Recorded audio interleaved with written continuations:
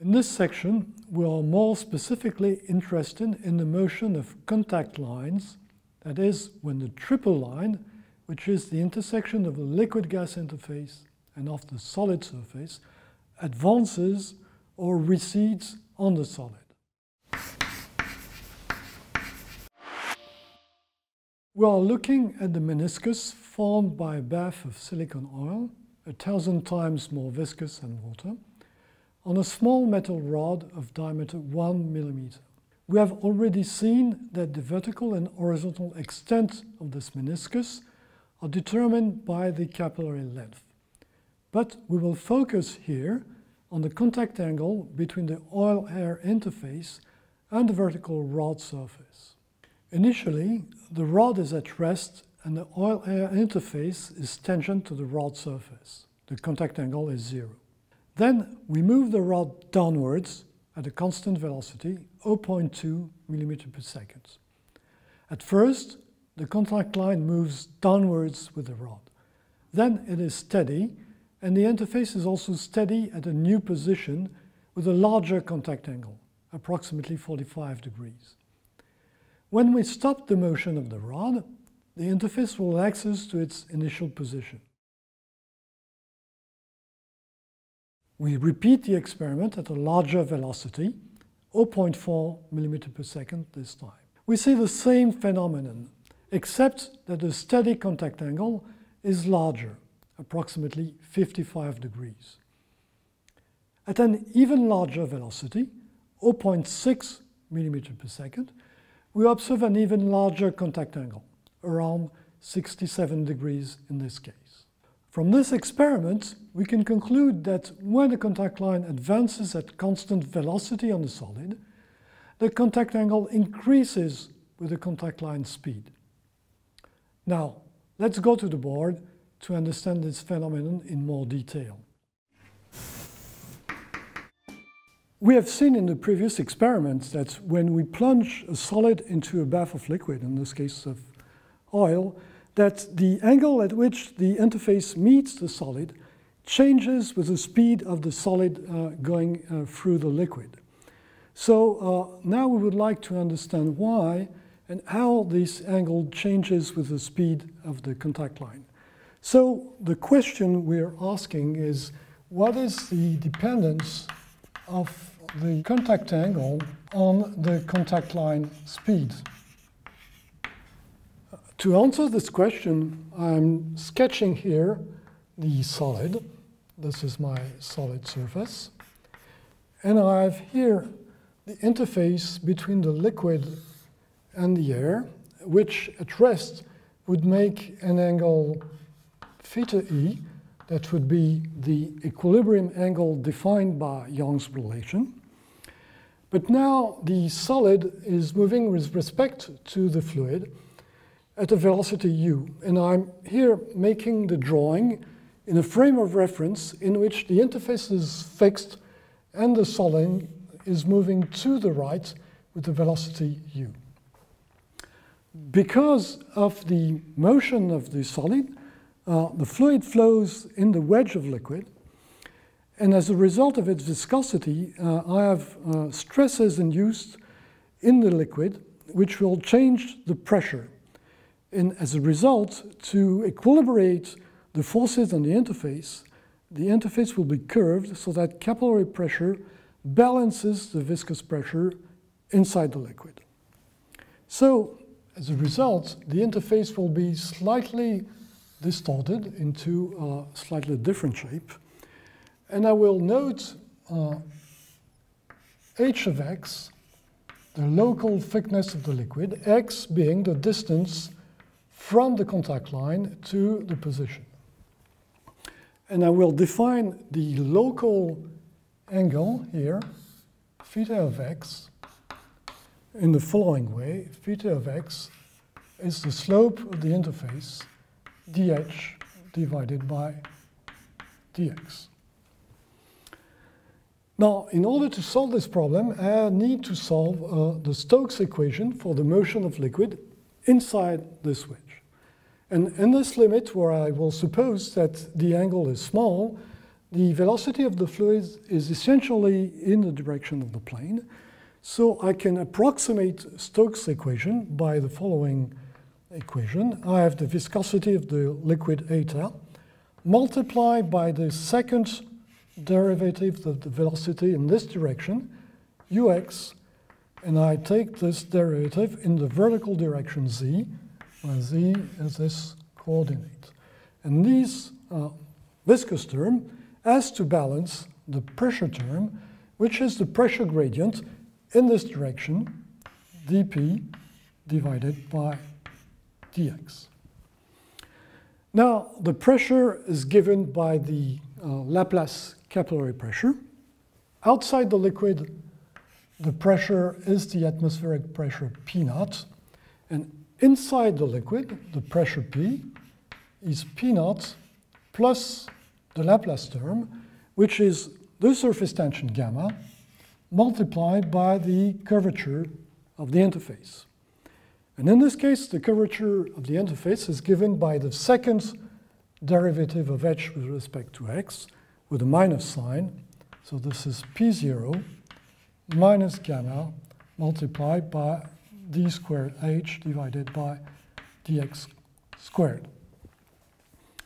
So if I put this value into this equation, I have the equation governing the flow, which is the viscosity times the second derivative of the velocity field equal to minus gamma times the third derivative of h with respect to x.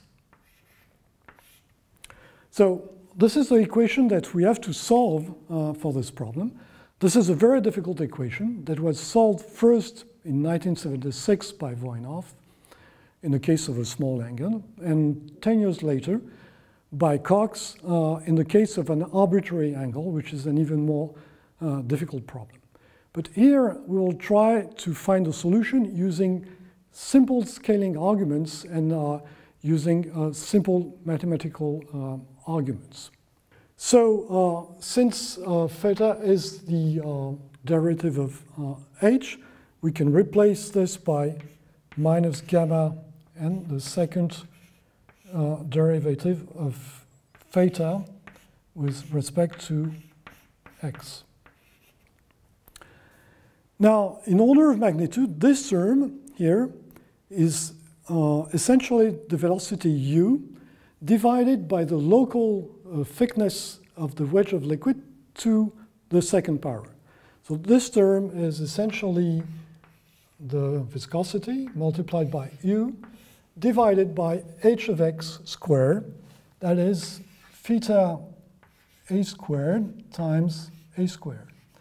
And I'm using here theta e instead of theta because I'm making the assumption that the change of slope is very small. So I'm very close to the initial situation.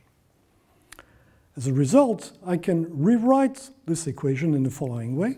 If I put gamma on this side, and I change sign, I have minus eta u divided by gamma times 1 over x squared equal to theta e squared multiplied by the second derivative of the angle. On this side, this ratio is the so-called capillary number, the ratio between viscous effect and capillary effects. So I have here the capillary number, and I can integrate this relation one time in x. So when I do this, I have the capillary number multiplied by 1 over x equal to theta e squared and the first derivative of theta with respect to x. On this side now, I have something which I can approximate to the derivative of the angle cubed. So I can write this approximatively as the derivative with respect to x of theta cubed. And I can do this again because I'm assuming that theta of x is slightly different from theta e. once I have this equation, now I will integrate it one last time with respect to x. But now, this time, I have to wonder what are the limits of the integration, since I'm going to integrate with x. So on one side, I'm going close to the contact line, at a very small distance to the contact line. And I'm assuming that I'm going to a molecular distance to the contact line. And at such small distances, I can assume that the angle is only determined by essentially molecular interactions between the liquid, gas, and solid, and that it is not influenced by the macroscopic motion. So on one side, I have x going to epsilon, which is a very small distance. This distance, I'm assuming that the angle is the equilibrium angle. So theta goes to theta equilibrium. On the other side, I'm moving far away from the contact line. X is going to a macroscopic distance, which I call L. And this is actually a distance at which I'm measuring the angle that I see in the movie. And the angle is going to the angle that we'll call the dynamic contact angle, theta sub d. And when I integrate this relation using these two boundary conditions, I get the following relation, which is that the Capillarity number multiplied by the logarithm of L minus the logarithm of epsilon is equal to the dynamic contact angle cube minus the equilibrium angle cubed. So this is my final relation. This is the so-called Cox-Voinoff relation that defines the contact angle. Now we're going to comment this Cox-Voinoff relation. So I'm erasing this. And I'm rewriting this equation in the following way.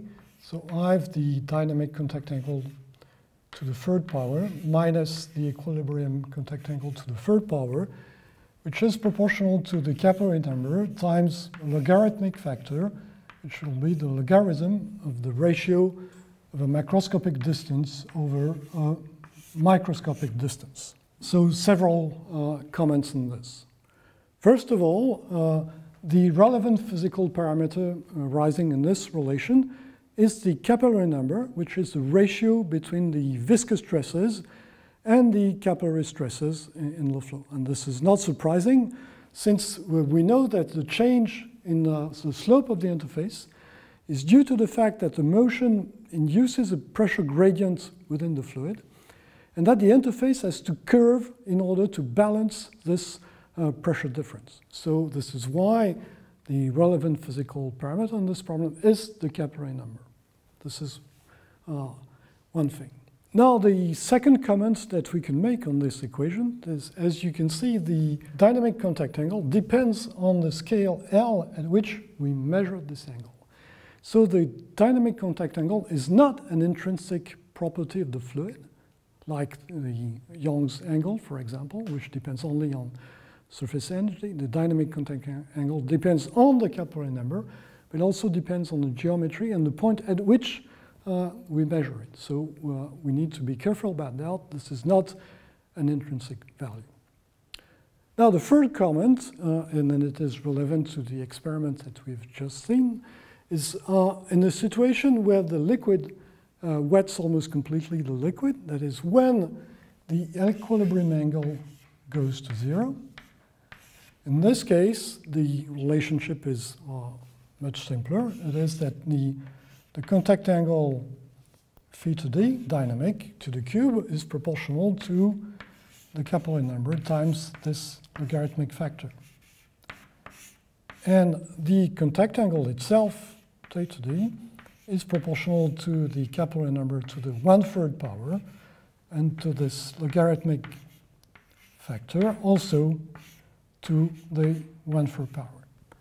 And the question is, how does it compare with the experiment that we saw and with other experiments?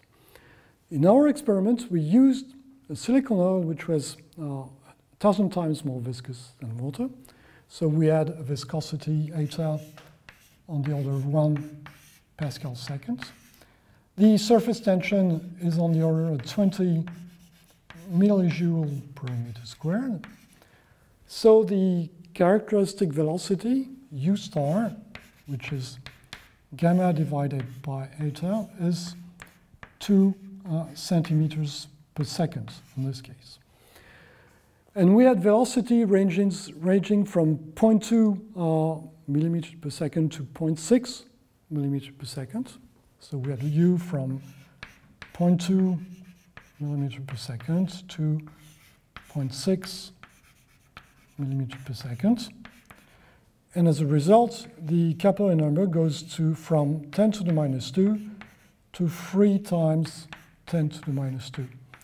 And the third root of the capillary number goes from 0.2 to 0.3. Now, in order to compute the dynamic angle, we also need this factor.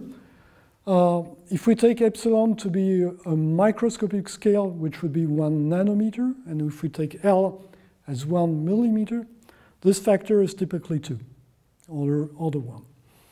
So from this, these orders of magnitude, in the experiment, from this formula, we expect a dynamic angle on the order of 30 degrees. In the experiment, we see values which are a little bit larger than this, but with the same order of magnitude. The reason why we don't get exactly the same values is because in this derivation, we ignore completely numerical factors that were retrieved by Voinov on one side and Cox on the other. And if we put these numerical factors into the relation, and if we compare this prediction to experiments, for example, when we push an index of liquid in a thin capillary tube, this relation indeed predicts correctly the contact angle that we observed, and we move a liquid onto a solid surface. So we've seen an explanation of the experiment in which we plunge solid into a bath of viscous liquid. But now we would like to wonder what is happening when, instead of plunging the solid into the fluid, we're pulling it out of the bath of viscous liquid. So I'm sketching the situation here. I've, say, a rod of solid which is pulled at a velocity u from a bath of liquid. And I'm assuming that at rest, this liquid makes an equilibrium angle, which I will note here as theta e. And now, of course, the interface will be deformed because of the flow inside the viscous liquid, which will, again, change the pressure and accordingly the curvature of the interface. So in order to understand this phenomenon, I can zoom on this region here, and I will draw this here.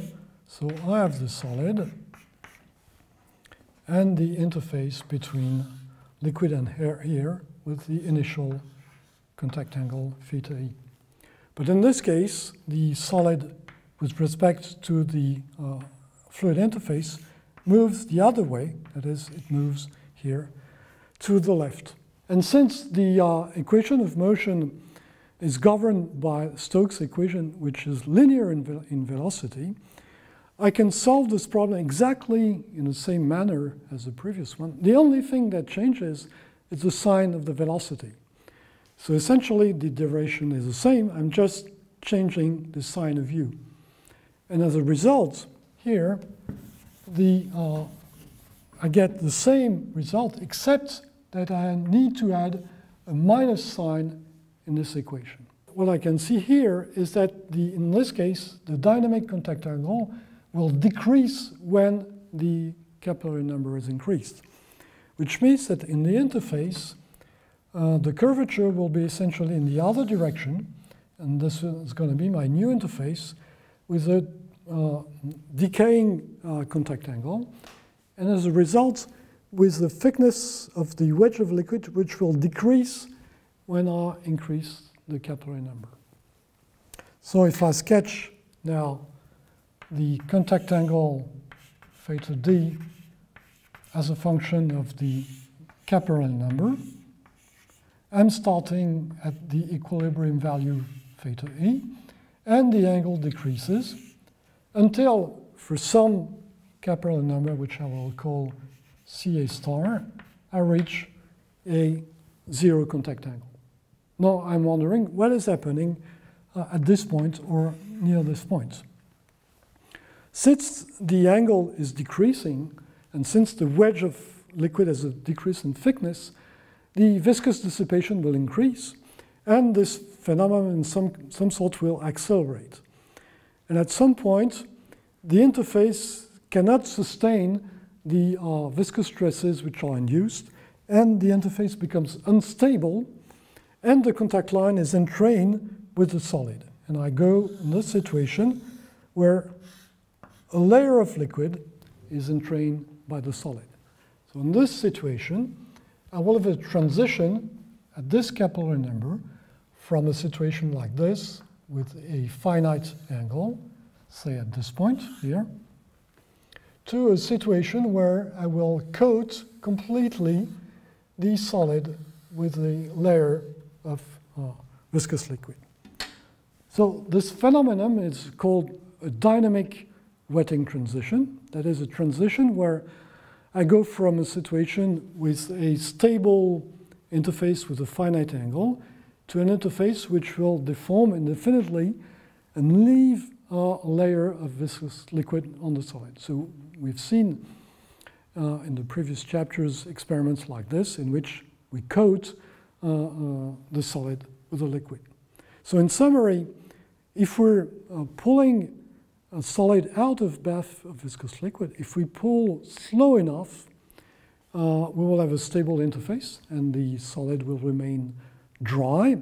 But if we go too fast, the viscous stresses will be such that the interface cannot sustain these stresses, and the liquid will pull with the solid out of the baffled liquid to leave a thin layer of liquid on the solid surface. This is the way we coat solid with viscous liquids. We have seen so far experiments where the motion of the contact line is driven by an external force, but spreading can also occur spontaneously. In this experiment, using a thin wire coated with silicone oil, we're depositing a small droplet of this oil on a clean glass substrate. Once the drop is released from the wire, we can see that it spreads on the substrate. The drop spreads more and more slowly, so that we have to accelerate the second part of the movie by a factor of 5 to follow the spreading in a reasonable time. Can we predict the law over which the drop spreads? Yes, we can do it using scaling arguments. The situation is as follows. We have a flat uniform solid on which we deposit a very small droplet of oil. The drop is very small, so gravity doesn't play a role, and its shape is one of a spherical cap. So the geometry is defined by the radius of the drop, its thickness E, and the contact angle between the liquid-gas interface and the solid. This angle is called theta. During the experiment, the volume of liquid, omega, is constant, and this volume is proportional to the square of the radius and to the thickness E. Now, geometry tells us that the angle is proportional to the ratio E divided by R. And from this equation, we can get that theta is also omega divided by the cube of the radius. Now, if you remember, we have a law relating the dynamic contact angle theta with the speed of the contact line. This law is the de Gennes-Cox-Voinoff relation, which tells us that the cube of the contact angle is proportional to the capillary number. And in this case, the capillary number is the speed of the contact line, which is dr divided by dt, multiplied by the viscosity eta, and divided by surface tension gamma. Now, if we use this relation and this relation, we have that theta cube, which is omega cube divided by r to the 9th power, is proportional to dr dt multiplied by eta over gamma. Now we can rearrange this equation to get dr dt multiplied by r to the power 9 proportional to the cube of the volume and the ratio gamma divided by eta. Now it's a differential equation for r that we can integrate easily. Here we have r to the 10th power proportional to omega cube multiplied by gamma over eta and multiplied by time. Now, from this equation, it's easy to get the radius as a function of time. This radius, r as a function of time, is proportional to the volume of the drop to the 3/10th power multiplied by gamma times t divided by eta to the 1/10th power. So we have our final results, namely that the radius of the drop increases as a power law of time, but this power law has a very small exponent, which is 0.1. So from this, we understand that the drop will spread for a very long time, but it will spread more and more slowly as time proceeds. And we see from this that spontaneous spreading might not be the best way to spread rapidly liquid onto a solid. This slowing down of the spreading is due to the conservation of the liquid volume. As the drop spreads, its thickness decreases, and if the speed were constant, the viscous dissipation would increase. Slowing down the contact line keeps the dissipation at a level which compensates the gain of surface energy per unit time as the liquid wets the solid surface. In addition, we say that relying on spontaneous spreading is not an optimal way to coat a solid with a thin layer of liquid, as the spreading time increases very quickly with the radius. Instead, spin coating is used routinely. In this method, the solid surface is spun at a high angular velocity, and centrifugal force drives the spreading of the liquid. We are again interested in the motion of a drop of viscous liquid on a solid. This time the liquid, a silicone oil, wets partially the solid, which is a glass plate covered with a fluorinated coating. The solid is inclined, and the drop moves under the action of gravity. The drop is filmed both from the side and from the top. The contact line on the bottom side of the drop is advancing on the solid, while the contact line on top is receding. On the side view, we can see clearly that the contact angles are different on the advancing and receding sides. For the advancing line, the contact angle is larger than the static value, while for the receding line, the contact angle is smaller than the static one.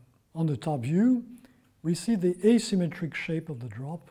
While the advancing part remains round, the receding part has a pointed shape with a cusp at the rear. This complex shape results from the distribution of viscous stresses along the contact line of the drop. This movie shows the development of runs familiar to painters. We deposit a line of glycerol dyed with methylene blue on an inclined pane, and the glycerol flows under the action of gravity. The liquid being slowed down by the contact line, a ridge develops at this location which becomes unstable. Thicker, hence faster regions are generated, which leads to the formation of runs regularly spaced at the scale of a few centimeters. Here is yet another situation in which capillarity and viscosity act together to determine the time evolution of a liquid interface. This situation is spontaneous dewetting. In a large plastic petri dish, we have set a square glass plate treated to make it hydrophobic. We fill the container with glycerol until the glass plate is fully covered with liquid. The thickness of the liquid layer above the glass plate is less than 1 millimeter. Using a pipette, we blow air onto the liquid layer to open a hole and expose the solid substrate to air. When this is done, we see that the hole opens spontaneously at a constant speed.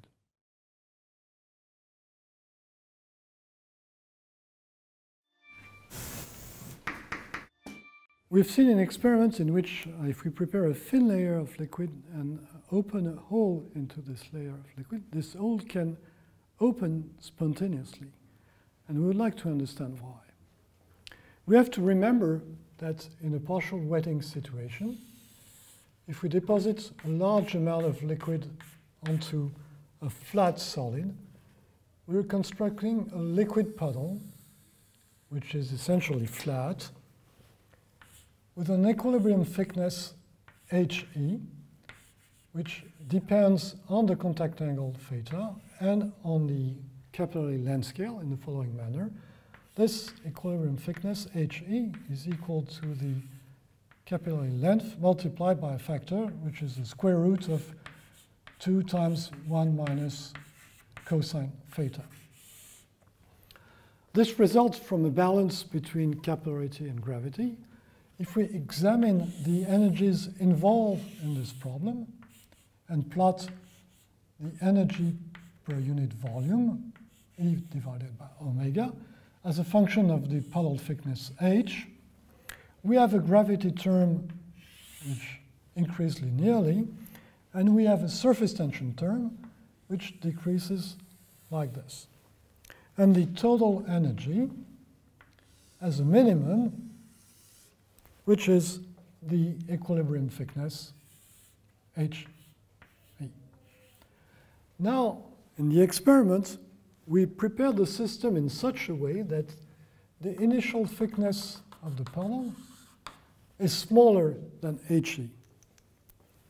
So we're starting from this, H initial, and H initial is here on this graph.